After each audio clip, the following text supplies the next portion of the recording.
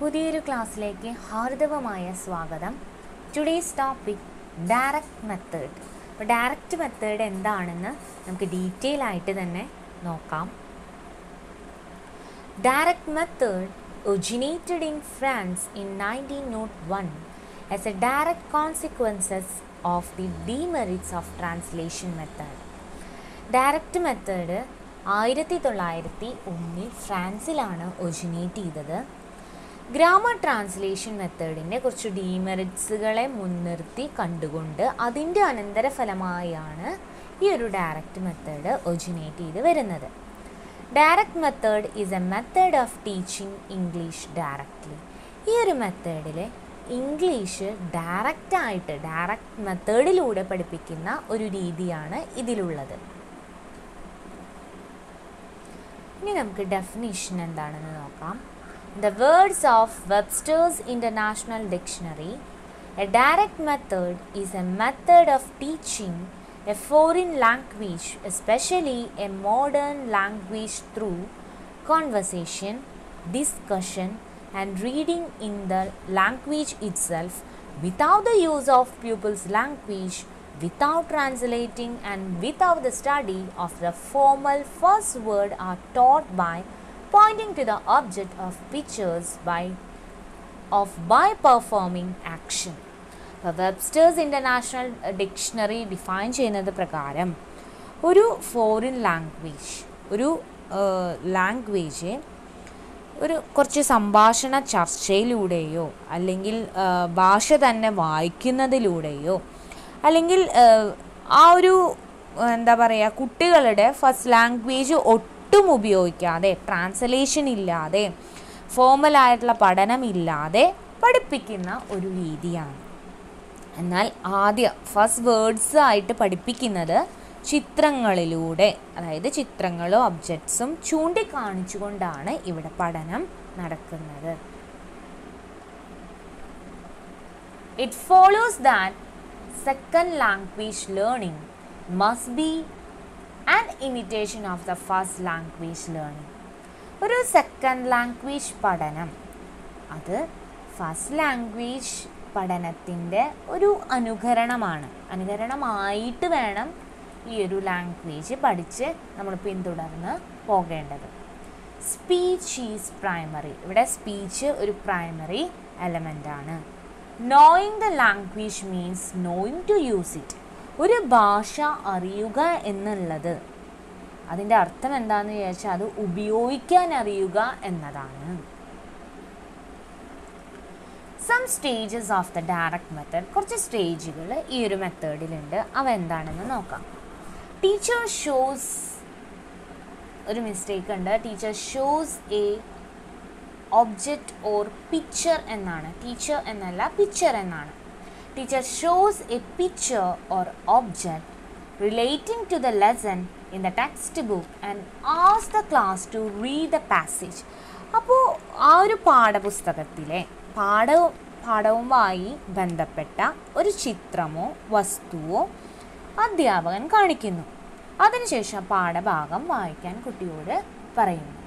The teacher identifies the word or phrases in the passage which the students find difficult to understand and remove the qualities using various strategies like explanation. അധ്യാപകൻ കുട്ടികൾക്ക് മനസ്സിലാവാൻ വേണ്ടി ബുദ്ധിമുട്ടുള്ള വാക്യങ്ങളോ അല്ലെങ്കിൽ ശൈലികളോ അതൊക്കെ identify ചെയ്യുന്നു. അതിനുശേഷം കുറച്ച് എക്സ്പ്ലനേഷൻ പോലെയുള്ള കുറച്ച് സ്ട്രാറ്റജീസ് ഉപയോഗിച്ചുകൊണ്ട് ലളിതമായ ചോദ്യങ്ങൾ, വളരെ സിമ്പിളായിട്ടുള്ള ചോദ്യങ്ങൾ ചോദിച്ചുകൊണ്ട് വിദ്യാർത്ഥികൾക്ക് എടുത്ത ഭാഗം എത്രത്തോളം മനസ്സിലായി എന്ന് അധ്യാപകൻ പരിശോധിക്കുന്നു. Then the teacher checks what extent the students have to comprehend the passage, asking simple questions. ചെറിയ ക്വസ്റ്റ്യൻസ് ഒക്കെ ചോദിച്ചിട്ട് അങ്ങനെയാണ് മനസ്സിലാക്കുന്നത്. Some oral exercises are given to the class students to do them. ചെറിയ ഓറലായിട്ടുള്ള എക്സസൈസുകൾ അവരോട് ചെയ്യാൻ പറയുകയാണ് ക്ലാസ്സിൽ. അതിനുശേഷം practice and drill in pronunciation and answering questions are given. അതിനുശേഷം കുറച്ച് എന്ത് ചെയ്യുന്നു, ഒരു പ്രൊനൗൺസിയേഷൻ്റെ ഒരു ഡ്രിൽ ആൻഡ് പ്രാക്ടീസ് മോഡ് കൊടുക്കുന്നു.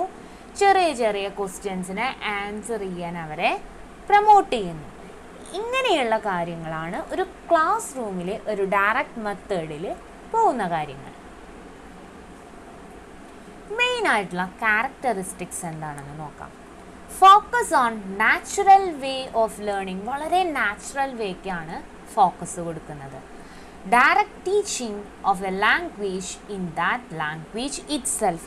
എന്താണ്, ഒരു ഭാഷയിൽ തന്നെ എന്തുണ്ട്, ഒരു ഭാഷ നേരിട്ട് പഠിപ്പിക്കലാണ്. ഭാഷയിൽ നിന്നുകൊണ്ട് തന്നെ ഭാഷ പഠിപ്പിക്കുക. അതായത് ഇവിടെ ഒരു ട്രാൻസ്ലേഷൻ ഇല്ല, ആ ഭാഷ തന്നെ പറഞ്ഞുകൊണ്ട് ആ ഭാഷ പഠിപ്പിക്കുക. Emphasis on listening and speaking. ലിസണിങ്ങിനും സ്പീക്കിങ്ങിനും വളരെയധികം എംഫസിസ് കൊടുക്കുന്നുണ്ട്. Direct bondage between English word and idea. ഒരു ഇംഗ്ലീഷ് വേർഡിനാണെങ്കിലും ആ വേർഡും ഐഡിയയും തമ്മിൽ നല്ലൊരു ഡയറക്റ്റ് ആയിട്ടുള്ള ഒരു ബോണ്ടേജ് അവിടെയുണ്ട്. Sentence as A unit of teaching. ഇവിടെ നമ്മൾ ഗ്രാമർ ട്രാൻസ്ലേഷനിൽ വേർഡിനാണ് പ്രാധാന്യം കൊടുക്കുന്നതെങ്കിൽ ഇവിടെ സെൻറ്റൻസ് ആണ് ഒരു ടീച്ചിങ് യൂണിറ്റ് ആയിട്ട് എടുക്കുന്നത്. Stress on habit formation. Habit ഫോർമേഷന് നല്ലൊരു പ്രാധാന്യം നൽകുന്നുണ്ട്. ഇതാണ് മെയിനായിട്ടുള്ള ക്യാരക്ടറിസ്റ്റിക്സ്. ഇനി മെയിനായിട്ടുള്ള അഡ്വാൻറ്റേജസ് നോക്കാം. It develops active vocabulary. നല്ല ആക്റ്റീവ് വൊക്കാബുലറി കുട്ടികൾക്ക് ഡെവലപ്പ് ചെയ്യാൻ സാധിക്കും. It improves fluency or speech. നല്ല ഫ്ലുവൻസി ഓർ സ്പീച്ച് അവിടെ ഉണ്ടാവാനുള്ള സാധ്യതയുണ്ട്. It enables people to think in English. കുട്ടികൾക്ക് ഇംഗ്ലീഷിൽ തന്നെ ചിന്തിക്കാൻ. പഠിപ്പിക്കുന്ന ആ ഏത് ലാംഗ്വേജ് ആണോ പഠിപ്പിക്കുന്നത് അത് അതേപോലെ തന്നെയാണ് നമ്മൾ പഠിപ്പിക്കുന്നത്. അപ്പോൾ നമ്മൾ ചിന്തിക്കുന്നതും ആ രീതിയിലായിരിക്കും. It facilitates easy understanding of English. ഇംഗ്ലീഷിനെ നമുക്ക് കയ്യിലേക്ക് അങ്ങ് ഈസി ആയിട്ട് കൈകാര്യം ചെയ്യാനും നമുക്ക് അതിൽ നിന്നുകൊണ്ട് എന്തും ചെയ്യാൻ നമുക്ക് സാധിക്കും. It develops a taste for English literature. English ലിറ്ററേച്ചറിനോടുള്ള ടേസ്റ്റ് ഡെവലപ്പ് ചെയ്യാൻ ഇതൊരുപാട് സഹായിക്കും. ഇനി കുറച്ച് ഡീമെറിറ്റ്സ് ഇതിലുണ്ട്, അതെന്താണെന്ന് നോക്കാം. It consumes a lot of time. ഒരുപാട് സമയം അത് കൺസ്യൂം ചെയ്യുന്നുണ്ട്. It is expensive as it requires a use of audio visual aids. ഒരുപാട് പിക്ചേഴ്സും അതുപോലെ തന്നെ ഇമേജസും ഓഡിയോ വിഷ്വൽ എയ്ഡ്സും ഒക്കെ ഇതിൽ നമ്മൾ കാണിച്ചുകൊണ്ടാണ് പഠിപ്പിക്കുന്നത്. അപ്പോൾ അതിന് കുറച്ച് എക്സ്പെൻസീവ് ആണിത്. Grammar is non systematically taught. ഗ്രാമറിനെ ഒട്ടും നമ്മൾ പഠിപ്പിക്കുന്നില്ല. സിസ്റ്റമാറ്റിക്കലി ഗ്രാമർ എന്നുള്ള കാര്യം ഇവിടെ പഠിക്കുന്നേ ഇല്ല. അതൊരു ഡീമെറിറ്റാണ്. It requires extra competent teachers. ഇതിനെ പഠിപ്പിക്കാൻ വേണ്ടി വളരെ കോമ്പീറ്റൻറ്റും ടാലൻറ്റഡും ആയിട്ടുള്ള ടീച്ചേഴ്സ് ഉണ്ടെങ്കിൽ മാത്രമേ ഇത് പോസിബിളായിട്ട് നടക്കുള്ളൂ. ഇതൊക്കെയാണ് ഇതിൻ്റെ ഡിസഡ്വാൻറ്റേജ്. ഇത്രയും പറഞ്ഞത് നിങ്ങൾക്ക് ക്ലിയറായി എന്ന് വിശ്വസിക്കുന്നു. Thank you.